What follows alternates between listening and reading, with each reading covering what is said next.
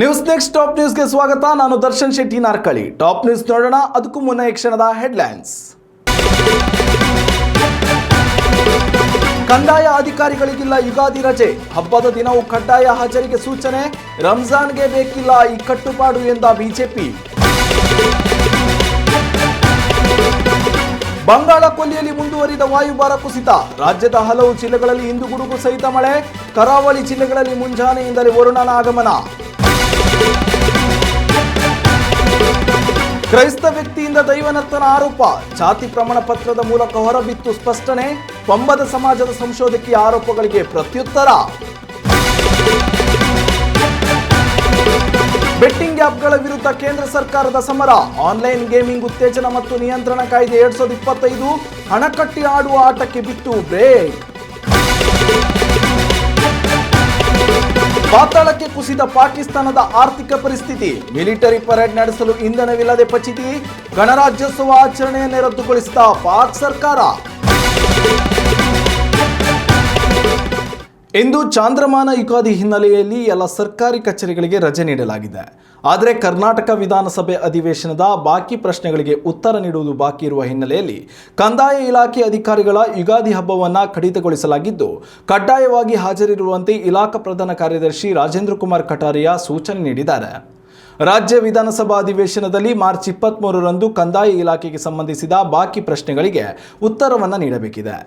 ಈ ಹಿನ್ನೆಲೆಯಲ್ಲಿ ಸರ್ಕಾರದ ಅಪರ ಮುಖ್ಯ ಕಾರ್ಯದರ್ಶಿ ಕಂದಾಯ ಇಲಾಖೆ ಇವರ ಸೂಚನೆ ಮೇರೆಗೆ ಮುಜರಾಯಿ, ಭೂ ಮಂಜೂರಾತಿ 1, ಭೂ ಮಂಜೂರಾತಿ 2, ಭೂ ಮಂಜೂರಾತಿ 3, ಸೇವೆಗಳು 3, ಭೂ ಕಂದಾಯ, ಭೂಮಾಪನ, ಭೂಮಿ, ಭೂ ಸುಧಾರಣಾ ಕೋಶ ಒಟ್ಟು 9 ಶಾಖೆಗಳಿಗೆ ಸಂಬಂಧಿಸಿದ ಅಧಿಕಾರಿ ಮತ್ತು ಸಿಬ್ಬಂದಿ ಮಾರ್ಚ್ 19ರಂದು ಕಡ್ಡಾಯವಾಗಿ ಕಚೇರಿಗೆ ಹಾಜರಾಗಿ ವಿಧಾನಸಭೆಯಲ್ಲಿ ಬಾಕಿ ಇರುವ ಪ್ರಶ್ನೆಗಳಿಗೆ ಉತ್ತರಿಸುವಂತೆ ಸೂಚನೆಯನ್ನು ನೀಡಲಾಗಿದೆ. ಈ ವಿಚಾರವಾಗಿ ಮಾಜಿ ಸಚಿವ ಹಾಗೂ ಬಿಜೆಪಿ ಶಾಸಕ ಸುರೇಶ್ ಕುಮಾರ್ ಪ್ರತಿಕ್ರಿಯಿಸಿದ್ದು, ಯುಗಾದಿ ಸಂಪೂರ್ಣ ಹಿಂದೂಗಳು ಆಚರಿಸುವ ಪ್ರಮುಖ ಹಬ್ಬ, ನಮ್ಮ ಹೊಸ ವರ್ಷ ಆರಂಭದ ಸಂಭ್ರಮದ ದಿನ. ಆದರೆ ಈ ದಿನದಂದೇ ಸಭೆಗೆ ಹಾಜರಾಗುವಂತೆ ಸೂಚನೆ ನೀಡಿದ್ದು ಏಕೆ? ಶುಕ್ರವಾರ ಇಲ್ಲವೇ ಶನಿವಾರ ಸಭೆ ಕರೆಯಬಹುದಿತ್ತಲ್ಲವೇ? ರಂಜಾನ್ ದಿನ ಸಭೆ ಕರೆದರೆ ಜಾತ್ಯತೀತ ಸರ್ಕಾರ ಎಂದು ಕರೆಸಿಕೊಳ್ಳಲು ಸಾಧ್ಯವಿಲ್ಲ ಎಂದು ಸರ್ಕಾರ ಈ ನಿರ್ಧಾರ ಕೈಗೊಂಡಿದೆ ಎಂದು ಅವರು ವ್ಯಂಗ್ಯವಾಡಿದರು. ಶಾಸಕರ ಪ್ರಶ್ನೆಗಳಿಗೆ ಸದನದಲ್ಲಿ ಸೂಕ್ತ ಉತ್ತರ ಸಿಗುತ್ತಿಲ್ಲ ಎಂದು ಅಸಮಾಧಾನ ವ್ಯಕ್ತಪಡಿಸಿದ ಸ್ಪೀಕರ್ ಯುಟಿ ಖಾದರ್ ಸಭಾತ್ಯಾಗವನ್ನೇ ಮಾಡಿದರು. ಇದಾದ ಬಳಿಕ ಸಿಎಂ ಸಿದ್ದರಾಮಯ್ಯ 9 ಇಲಾಖೆಯ ಪ್ರಧಾನ ಕಾರ್ಯದರ್ಶಿಗಳಿಗೆ ನೋಟಿಸ್ ನೀಡಿದರು. ಇದೀಗ ಕಂದಾಯ ಇಲಾಖೆಯ ಸಿಬ್ಬಂದಿ ಯುಗಾದಿ ಹಬ್ಬದ ರಜೆಯ ತಲೆದಂಡ ನೀಡಬೇಕಾಗಿ ಬಂದಿದೆ. ಉತ್ತಮ ಸಂಸ್ಕಾರಯುತ ಶಿಕ್ಷಣದೊಂದಿಗೆ VSS English medium CBSE school, Udupi Muddur. ನರ್ಸರಿಯಿಂದ 10ನೇ ತರಗತಿವರೆಗೆ ಶಿಕ್ಷಣದ ಜೊತೆಗೆ 5ರಿಂದ 10ನೇ ತರಗತಿವರೆಗಿನ ವಿದ್ಯಾರ್ಥಿನಿಯರಿಗೆ ಉತ್ತಮ ಹಾಸ್ಟೆಲ್ ಸೌಲಭ್ಯವೂ ಇದೆ. ನಿಮ್ಮ ಮಕ್ಕಳ ಪ್ರವೇಶಾತಿಗಾಗಿ ಈ ಸಂಖ್ಯೆಗೆ ಕರೆ ಮಾಡಿ. ಬಿಸಿಲಿನ ಬೇಗೆಯಿಂದ ಕಂಗೆಟ್ಟಿದ್ದ ರಾಜ್ಯದ ಜನತೆಗೆ ವರುಣ ತಂಪೆರೆದಿದ್ದಾನೆ. ಬಂಗಾಳ ಕೊಲ್ಲಿಯಲ್ಲಿ ವಾಯುಭಾರ ಕುಸಿತದಿಂದಾಗಿ ರಾಜ್ಯದ ಹಲವೆಡೆ ಆಲಿಕಲ್ಲು ಸಹಿತ ಮಳೆಯಾಗುತ್ತಿದೆ. ಇಂದು ಕೂಡ ರಾಜ್ಯದ ಹಲವು ಜಿಲ್ಲೆಗಳಲ್ಲಿ ವರುಣನ ಅಬ್ಬರ ಇರಲಿದೆ ಎಂದು ಭಾರತೀಯ ಹವಾಮಾನ ಇಲಾಖೆ ಮಾಹಿತಿಯನ್ನು ನೀಡಿದೆ. ರಾಜಧಾನಿಯಲ್ಲಿ ಇಂದು ಭಾಗಶಃ ಮೋಡ ಕವಿದ ವಾತಾವರಣ ಇರಲಿದ್ದು, ಸಂಜೆ ವೇಳೆಗೆ ಗುಡುಗು ಸಹಿತ ಮಳೆ ಇರಲಿದೆ. ದಕ್ಷಿಣ ಕನ್ನಡ, ಉಡುಪಿ ಹಾಗೂ ಉತ್ತರ ಕನ್ನಡ ಜಿಲ್ಲೆಯ ಬಹುತೇಕ ಕಡೆಗಳಲ್ಲಿ ಇಂದು ಮುಂಜಾನೆಯಿಂದಲೇ ಗುಡುಗು ಸಹಿತ ಮಳೆ ಆರಂಭಗೊಂಡಿದೆ. ಕರಾವಳಿ ಜಿಲ್ಲೆಗಳಲ್ಲಿ ಗಾಳಿಯ ವೇಗ ಗಂಟೆಗೆ 30ರಿಂದ 40 ಕಿಲೋಮೀಟರ್ ಇರಲಿದ್ದು, ಮಳೆಯ ಕೆಳಗೆ ಆಶ್ರಯ ಪಡೆಯದಂತೆ ಐಎಂಡಿ ಎಚ್ಚರಿಕೆ ನೀಡಿದೆ. ಇನ್ನು ಉತ್ತರ ಕರ್ನಾಟಕದ ಬೀದರ್, ವಿಜಯಪುರ, ಬಾಗಲಕೋಟೆ ಹಾಗೂ ಬೆಳಗಾವಿ ಜಿಲ್ಲೆಗಳಲ್ಲಿ ತಾಪಮಾನ 37 ಡಿಗ್ರಿ ಸೆಲ್ಸಿಯಸ್ ತಲುಪುವ ನಿರೀಕ್ಷೆ ಇದೆ. ಆದರೂ ಈ ಗರಿಷ್ಠ ತಾಪಮಾನದ ನಡುವೆಯೂ ಗುಡುಗು ಸಹಿತ ಹಗುರ ಮಳೆ ಸಂಭವಿಸುವ ನಿರೀಕ್ಷೆ ಇದೆ. ಇನ್ನುಳಿದಂತೆ ಚಿತ್ರದುರ್ಗ, ಧಾರವಾಡ, ಹಾವೇರಿ ಜಿಲ್ಲೆಗಳಲ್ಲಿ ಮಿಂಚು ಗುಡುಗು ಸಹಿತ ಮಳೆಯಾಗಲಿದೆ. ಎಷ್ಟೇ ಮಳೆ ಇದ್ದರೂ ಮಧ್ಯಾಹ್ನದ ವೇಳೆಗೆ ಸೂರ್ಯನ ಶಾಖ ಅತಿಯಾಗಿಯೇ ಇರಲಿದೆ ಎಂದು ಹವಾಮಾನ ಇಲಾಖೆ ಹೇಳಿದೆ. ತುಳುನಾಡಿನ ಜೀವನಾಡಿ ಎನಿಸಿರುವ ದೈವನರ್ತನ ಸಂಸ್ಕೃತಿಗೆ ಅಪಮಾನವಾಗಿರುವ ವಿಚಾರ ಇದೀಗ ಎಲ್ಲೆಡೆ ಚರ್ಚೆಯಾಗುತ್ತಿದೆ. ಪಂಬದ ಸಮಾಜದ ಸಂಶೋಧಕಿ ಡಾಕ್ಟರ್ ರತಿಯವರು ಅನ್ಯಧರ್ಮೀಯ ವ್ಯಕ್ತಿ ದೈವನರ್ತನ ಮಾಡಿದ್ದಾರೆ ಎಂಬ ಗಂಭೀರ ಆರೋಪ ಮಾಡಿದರು. ಈ ಆರೋಪಗಳಿಗೆ ಇದೀಗ ನೇಮ ಕಟ್ಟುವ ಜವಾಬ್ದಾರಿ ವಹಿಸಿದ್ದ ದೈವಸ್ಥಾನದ ಆಡಳಿತ ಮಂಡಳಿ ದೈವನರ್ತಕ ಗಣೇಶ್ ಪಂಬದ ದಾಖಲೆಗಳ ಮೂಲಕ ಸ್ಪಷ್ಟನೆ ನೀಡಿದ್ದಾರೆ. ಶ್ರೀ ಜಾರಂದಾಯ ದೈವಕ್ಕೆ ಪಂಬದ ಸಮುದಾಯವೇ ನೇಮಕ ನಡೆಸಿಕೊಟ್ಟಿದ್ರೂ ಸಹ ಬಂಟ ದೈವಕ್ಕೆ ನರ್ತನ ಮಾಡಿರುವ ಗಣೇಶ್ ಪಂಬದವರ ಪುತ್ರ ಸುಶಾಂತ್ ಪಂಬದ ಕ್ರಿಶ್ಚಿಯನ್ ಧರ್ಮಕ್ಕೆ ಸೇರಿದವರು ಎಂಬುದು ಡಾಕ್ಟರ್ ರತಿಯವರ ಆರೋಪವಾಗಿದೆ. ಗಣೇಶ್ ಪಂಬದವರು ಕ್ರಿಶ್ಚಿಯನ್ ಸಮುದಾಯದ ಮಹಿಳೆಯನ್ನ ಮದುವೆಯಾಗಿದ್ದು, ಅಳಿಯಕಟ್ಟು ಸಂಪ್ರದಾಯ ಹೊಂದಿರುವ ಪಂಬದ ಸಮುದಾಯದಲ್ಲಿ ಮಗು ತಾಯಿಯ ಧರ್ಮಕ್ಕೆ ಸೇರುತ್ತದೆ. ಹೀಗಾಗಿ ಗಣೇಶ್ ಪಂಬದ ಜೈವಿಕ ತಂದೆಯಾಗಿದ್ದರೂ ಸಹ ಸುಶಾಂತ್ ಕ್ರಿಶ್ಚಿಯನ್ ಧರ್ಮಕ್ಕೆ ಸೇರುತ್ತಾರೆ ಎಂಬುದು ಡಾಕ್ಟರ್ ರತಿಯವರ ವಾದವಾಗಿತ್ತು. ಈ ವಿಚಾರವಾಗಿ ಸುಶಾಂತ್ ಪಂಬದರ ಜಾತಿ ಪ್ರಮಾಣ ಪತ್ರದೊಂದಿಗೆ ಸ್ಪಷ್ಟನೆ ನೀಡಿರುವ ಗಣೇಶ್ ಪಂಬದ, ಸುಶಾಂತ್ ಕ್ರೈಸ್ತನಲ್ಲ, ಮದುವೆಯಾದ ಬಳಿಕ ಆತನ ತಾಯಿಯು ಹಿಂದೂ ಧರ್ಮವನ್ನೇ ಪಾಲಿಸುತ್ತಿದ್ದಾರೆ. ರತಿಯವರ ಕುಟುಂಬವೇ ಸುಶಾಂತ್ ಸಹೋದರನಿಂದ ಹಲವು ಕಡೆ ದೈವ ನರ್ತನ ಮಾಡಿಸಿದೆ. ಆದರೆ ಇದೀಗ ಅವರಿಗೆ ಅದ್ಯಾಕೆ ಸಮಸ್ಯೆ ಕಾಣಿಸಿತೋ ನನಗೆ ತಿಳಿಯದು ಎಂದಿದ್ದಾರೆ. ಆರೋಪ ಎದುರಿಸುತ್ತಿರುವ ದೈವ ನರ್ತಕ ಸುಶಾಂತ್ ಪಂಬದ ಕೂಡ ಈ ವಿಚಾರವಾಗಿ ಮಾತನಾಡಿದ್ದು, ಈ ಆರೋಪದಿಂದಾಗಿ ನನ್ನ ಜೀವನವೇ ಬದಲಾಗಿ ಹೋಯಿತು. ನನಗೆ ಎಲ್ಲೂ ಮುಖ ತೋರಿಸಲು ಸಾಧ್ಯವಾಗ್ತಿಲ್ಲ. ನನ್ನ ಬಳಿ ಪಂಬದ ಜಾತಿ ಪ್ರಮಾಣ ಪತ್ರವಿದೆ. ನಾನು ಪಂಬದ ಜನಾಂಗದವನು ಎಂದಿದ್ದಾರೆ. ಸುಶಾಂತ್ ತಾಯಿ ಸವಿತಾ ಕೂಡ ಇದೇ ವೇಳೆ ಮಾತನಾಡಿ, ಮದುವೆಗೂ ಮುನ್ನ ನಾನು ಕ್ರಿಶ್ಚಿಯನ್ ಧರ್ಮೀಯಳಾಗಿದ್ದು, ಆದರೆ ಮದುವೆ ಬಳಿಕ ಹಿಂದೂ ಧರ್ಮವನ್ನೇ ಪಾಲಿಸುತ್ತಿರುವೆ.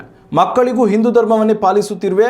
ನನ್ನ ಮಗ ಕ್ರಿಶ್ಚಿಯನ್ ಎಂದು ಅವರು ಒಂದು ದಾಖಲೆ ತೋರಿಸಲಿ, ಆಗ ನಾನು ಅವನನ್ನು ದೈವನರ್ತನಕ್ಕೆ ಕಳುಹಿಸುವುದನ್ನೇ ನಿಲ್ಲಿಸುವೆ ಎಂದಿದ್ದಾರೆ. ಹಣ ಕಟ್ಟಿ ಆಡುವ ಆನ್ಲೈನ್ ಜೂಜಿನ ಆಟಗಳಿಗೆ ಕೇಂದ್ರ ಸರ್ಕಾರ ಶಾಶ್ವತ ಕಡಿವಾಣ ಹಾಕಿದೆ. ಆನ್ಲೈನ್ ಗೇಮಿಂಗ್ ಉತ್ತೇಜನ ಮತ್ತು ನಿಯಂತ್ರಣ ಕಾಯ್ದೆ 2025 ಕೇಂದ್ರ ಸರ್ಕಾರ ಜಾರಿಗೆ ತಂದಿದ್ದು, ಹಣ ಕಟ್ಟಿ ಆಡುವ ಎಲ್ಲ ಆನ್ಲೈನ್ ಗೇಮಿಂಗ್ ಆಟಗಳನ್ನು ಬ್ಯಾನ್ ಮಾಡಲಾಗಿದೆ. ಲೋಕಸಭೆಯಲ್ಲಿ ಕೇಂದ್ರ ಸಚಿವ ಡಾಕ್ಟರ್ ಎಲ್ ಮುರುಗನ್ ಈ ಸಂಬಂಧ ಮಾಹಿತಿಯನ್ನು ನೀಡಿದ್ದಾರೆ.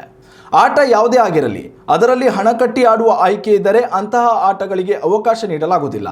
ಡಿಜಿಟಲ್ ವೇದಿಕೆಗಳು ಜನರಿಗೆ ಸುರಕ್ಷಿತವಾಗಿರಬೇಕು. ಬೆಟ್ಟಿಂಗ್ ಕಟ್ಟಿ ಆಡುವ ಯಾವುದೇ ಆಟಗಳನ್ನು ಪ್ರೋತ್ಸಾಹಿಸಲು ಸಾಧ್ಯವಿಲ್ಲ. ಇವುಗಳಿಗೆ ಹಣ ಪಾವತಿಸಲು ಇರುವ ಪೇಮೆಂಟ್ ಗೇಟ್ವೇಗಳನ್ನು ನಿರ್ಬಂಧಿಸಲಾಗಿದೆ ಎಂದು ಡಾಕ್ಟರ್ ಎಲ್ ಮುರುಗನ್ ಮಾಹಿತಿಯನ್ನು ನೀಡಿದ್ದಾರೆ. ಇಂತಹ ಆ್ಯಪ್ಗಳ ಜಾಹೀರಾತುಗಳಲ್ಲಿ ಕಾಣಿಸಿಕೊಳ್ಳುವವರಿಗೂ ಕಾನೂನಿನ ಅಡಿಯಲ್ಲಿ ಶಿಕ್ಷೆ ನೀಡಲಾಗ್ತದೆ. 2 ವರ್ಷಗಳ ಕಾಲ ಜೈಲು ಶಿಕ್ಷೆ ಹಾಗೂ 50,000 ರೂಪಾಯಿಗಳವರೆಗೆ ದಂಡ ಪಾವತಿ ಮಾಡಬೇಕಾಗ್ತದೆ. ಆನ್ಲೈನ್ ಗೇಮಿಂಗ್ಗಳನ್ನು ಮೊದಲ ಬಾರಿಗೆ ಆರಂಭಿಸಿದರೆ ಅಂಥವರಿಗೆ 1 ಕೋಟಿ ರೂಪಾಯಿ ದಂಡ ಹಾಗೂ 3 ವರ್ಷಗಳವರೆಗೆ ಜೈಲು ಶಿಕ್ಷೆ ವಿಧಿಸಲಾಗ್ತದೆ. 2ನೇ ಬಾರಿ ಅಪರಾಧ ಎಸಗಿದರೆ 2 ಕೋಟಿ ರೂಪಾಯಿ ದಂಡ ಹಾಗೂ ಕನಿಷ್ಠ 5 ವರ್ಷ ಜೈಲು ಶಿಕ್ಷೆ ವಿಧಿಸಲಾಗ್ತದೆ ಎಂದು ಮಾಹಿತಿ ನೀಡಲಾಗಿದೆ. ಭಾರತೀಯ ಆನ್ಲೈನ್ ಗೇಮಿಂಗ್ ಪ್ರಾಧಿಕಾರವನ್ನು ಶೀಘ್ರದಲ್ಲಿಯೇ ತೆರೆಯಲಾಗುವುದು. ಈ ಪ್ರಾಧಿಕಾರದಿಂದ ಅನುಮತಿ ಪಡೆದ ಬಳಿಕವಷ್ಟೇ ಆನ್ಲೈನ್ ಗೇಮಿಂಗ್ಗೆ ಅವಕಾಶ ನೀಡಲಾಗ್ತದೆ ಎಂದು ಡಾಕ್ಟರ್ ಎಲ್ ಮುರುಗನ್ ಮಾಹಿತಿಯನ್ನು ನೀಡಿದ್ದಾರೆ. ಪಾಕಿಸ್ತಾನದ ಆರ್ಥಿಕ ಪರಿಸ್ಥಿತಿ ಸಂಪೂರ್ಣ ಹದಗೆಟ್ಟಿದ್ದು, ಸಂಪೂರ್ಣ ದಿವಾಳಿತನವನ್ನು ಎದುರಿಸುತ್ತಿದೆ. ಪೆಟ್ರೋಲ್ ಹಾಗೂ ಗ್ಯಾಸ್ಗಳಿಗೆ ಅಭಾವ ಒಂದೆಡೆ ಆದರೆ ಮತ್ತೊಂದೆಡೆ ಆರ್ಥಿಕ ಬಿಕ್ಕಟ್ಟು ಪಾಕಿಸ್ತಾನದ ಜೀವ ಹಿಂಡ್ತಿದೆ. ಈ ಎಲ್ಲದರ ನಡುವೆ ಮಿಲಿಟರಿ ಪರೇಡ್ ನಡೆಸಲು ಕೂಡ ಪಾಕಿಸ್ತಾನಕ್ಕೆ ಇಂಧನ ಕೊರತೆ ಉಂಟಾಗಿದೆ.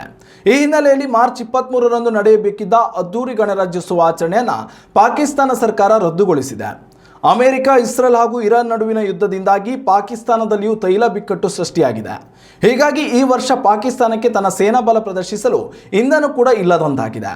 ಟ್ಯಾಂಕ್ ಕ್ಷಿಪಣಿಗಳ ಪ್ರದರ್ಶನಕ್ಕೆ ಸರ್ಕಾರದ ಖಜಾನೆಯಲ್ಲಿ ಕಾಸಿಲ್ಲದೆ ಈ ಬಾರಿಯ ಗಣರಾಜ್ಯೋತ್ಸವ ಆಚರಣೆ ರದ್ದಾಗಿದ್ದು, ವಿಶ್ವಮಟ್ಟದಲ್ಲಿ ಪಾಕಿಸ್ತಾನ ತಲೆ ತಗ್ಗಿಸುವಂತಾಗಿದೆ. ಈ ಸಂಬಂಧ ಪಾಕಿಸ್ತಾನಿ ಪ್ರಧಾನಿ ಶಹಬಾಜ್ ಶರೀಫ್ ಅವರ ಕಚೇರಿಯು ಸಾಮಾಜಿಕ ಜಾಲತಾಣ ಎಕ್ಸ್ನಲ್ಲಿ ಮಾಹಿತಿ ನೀಡಲಾಗಿದೆ. ಈ ಬಾರಿ ಯಾವುದೇ ರೀತಿಯ ಮಿಲಿಟರಿ ಮೆರವಣಿಗೆ ಇರುವುದಿಲ್ಲ. ಸರಳವಾಗಿ ಧ್ವಜಾರೋಹಣ ಕಾರ್ಯಕ್ರಮ ಮಾತ್ರ ಇರಲಿದೆ. ಯಾವುದೇ ಸರ್ಕಾರಿ ಇಲಾಖೆಗಳು ಕೂಡ ದೊಡ್ಡ ಮಟ್ಟದ ಕಾರ್ಯಕ್ರಮ ಇಟ್ಟುಕೊಳ್ಳಬೇಡಿ, ಯಾರೂ ಹಣ ವ್ಯಯಿಸಬೇಡಿ ಎಂದು ಸಾರ್ವಜನಿಕರಿಗೂ ಸೂಚನೆ ನೀಡಿದೆ. ಇನ್ನಷ್ಟು ತಾಜಾ ಸುದ್ದಿಗಳಿಗಾಗಿ ನೋಡ್ತಾ ಇರಿ ನ್ಯೂಸ್ ನೆಕ್ಸ್ಟ್. ಇದು ವರ್ತಮಾನದ ಕೈಗನ್ನಡಿ. ಉತ್ತಮ ಸಂಸ್ಕಾರಯುತ ಶಿಕ್ಷಣದೊಂದಿಗೆ VSS English medium CBSE school Udupi Muddur. ನರ್ಸರಿಯಿಂದ 10ನೇ ತರಗತಿವರೆಗೆ ಶಿಕ್ಷಣದ ಜೊತೆಗೆ 5ರಿಂದ 10ನೇ ತರಗತಿವರೆಗಿನ ವಿದ್ಯಾರ್ಥಿನಿಯರಿಗೆ ಉತ್ತಮ ಹಾಸ್ಟೆಲ್ ಸೌಲಭ್ಯವೂ ಇದೆ. ನಿಮ್ಮ ಮಕ್ಕಳ ಪ್ರವೇಶಾತಿಗಾಗಿ ಈ ಸಂಖ್ಯೆಗೆ ಕರೆ ಮಾಡಿ.